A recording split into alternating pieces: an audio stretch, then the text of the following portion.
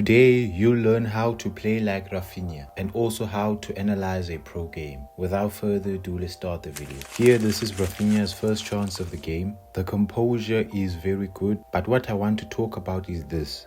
He only had two high chances of scoring this goal, which was either chipping the goalkeeper or going around him. So in a game, you have to take risks sometimes. If you want to be a game changer, you have to take that responsibility. This is what separates average players from world-class players. Here, Raphinha doesn't have any options, so what he does is really smart. He just waits to feel contact from the opponent and falls over the ball. This is usually a foul. This is a little bit sneaky, but it's necessary to not lose the ball. The only reason I want to show you this clip of Raphinha losing the ball is simply because most people watch highlight videos and they don't actually see pro players making mistakes. They think they just do everything right, but that's not the case. You just don't need to beat yourself up if you make a mistake. One mistake doesn't make you a bad player. Pay attention to Raphinha's positioning. He's not the typical winger that will stay out wide and do 1v1s all the time, because if you always do that, your opponent will catch on and will become predictable. Raphinha drops into midfield, so you always have to be unpredictable. A defender mustn't know what you're going to do next. This is what I mean when I say you will have your moment to do something special. I always tell you in every video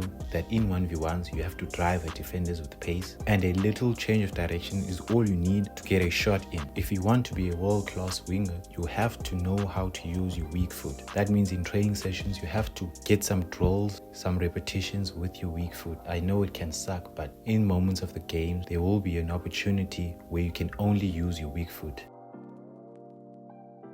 Another important point is notice Raphinha's first touch. The only way you can get this first touch is to do wall juggling. That is the most easiest way to do this.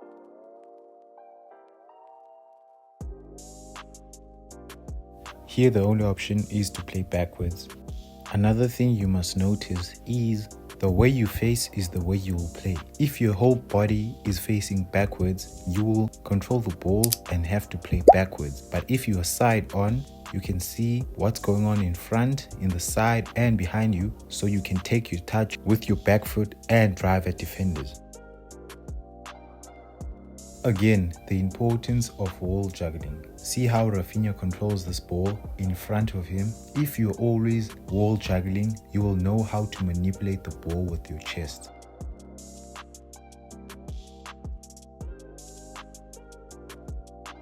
To this man, because there's nothing he can't do from the moment it came to his chest.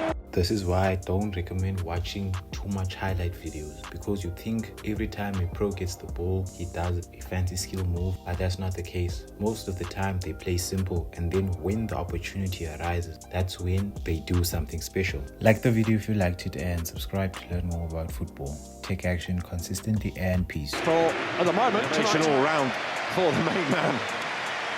Big smile on his face, just on top form.